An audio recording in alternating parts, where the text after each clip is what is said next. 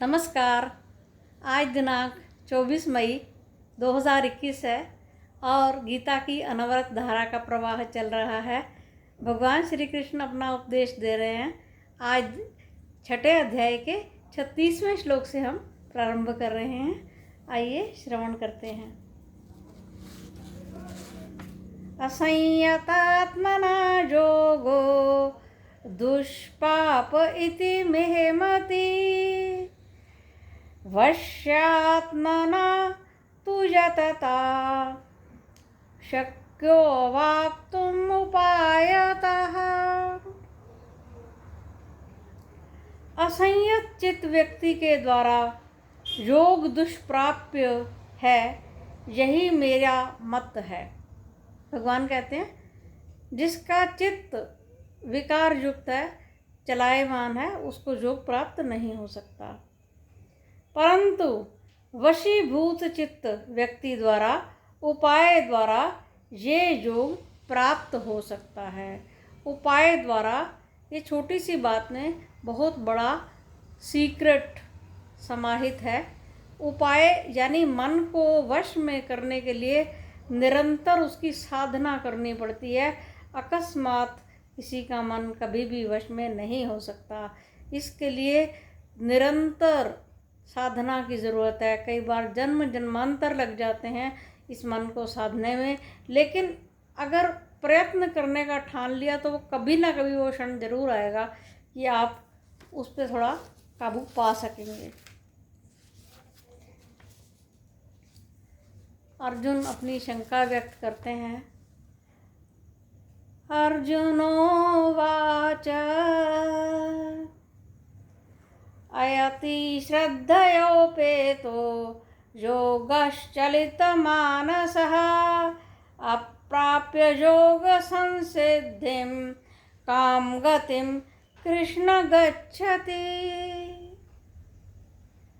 अर्जुन कहते हैं, हे कृष्ण, श्रद्धा या आस्तिक बुद्धि द्वारा सम्यक प्रयत्नशील शिथिलाभ्यासी योगाभ्यासी भ्रष्ट चित्त वाले विचलित योग सिद्धि को प्राप्त ना करके कौन सी गति को प्राप्त करते हैं। यानी कि जिनका मन श्रद्धा से युक्त तो है पर मन चंचल है, तो वो योग सिद्धि को प्राप्त नहीं करते, तो वो किस गति को प्राप्त होते हैं। यानी अर्जुन को जो समझ में आया वो ये आया कि श्रद्धा होनी चाहिए, पर भगवान ने कहा है कि मन को साधने के लिए उपाय भी करना पड़ेगा। आगे देखते हैं। आगे अभी अर्जुन ही कह रहे हैं, कच्चिन्नो भय विभ्रष्ट छिन्ना भ्रमिव नश्यति अप्रतिष्ठो महाबाहो विमूढ़ो ब्रह्मणा पथि।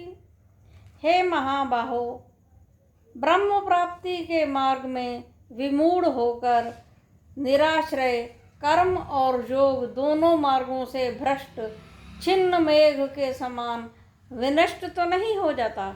छिन्न मेघ उसको कहते हैं, जैसे आपने देखे होंगे आसमान में बादल उड़ते हैं पर वो खाली होते हैं, पानी से रहित होते हैं। वो छितरे छितरे सफ़ेद बादल होते हैं, तो उसमें पानी नहीं होता, तो उसको छिन्न मेघ कहते हैं। तो वो जो छिन्न मेघ है वो नष्ट हो जाता है, वो बरसता नहीं है। ये कहने का अभिप्राय है कि वो कहीं छिन्न मेघ की भांति नष्ट तो नहीं हो जाता।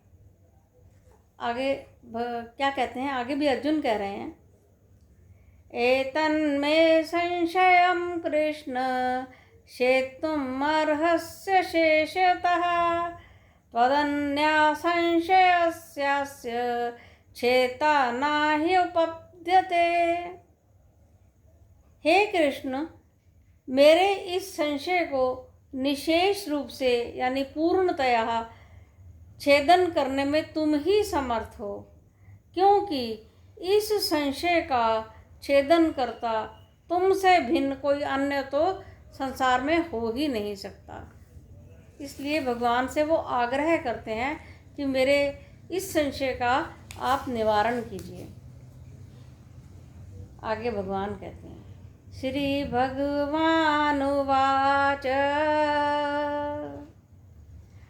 पार्थ नैवेह नामुत्र विनाशस्तस्य विद्यते न हि कल्याणकृत कश्चित् दुर्गतिं तात गच्छति।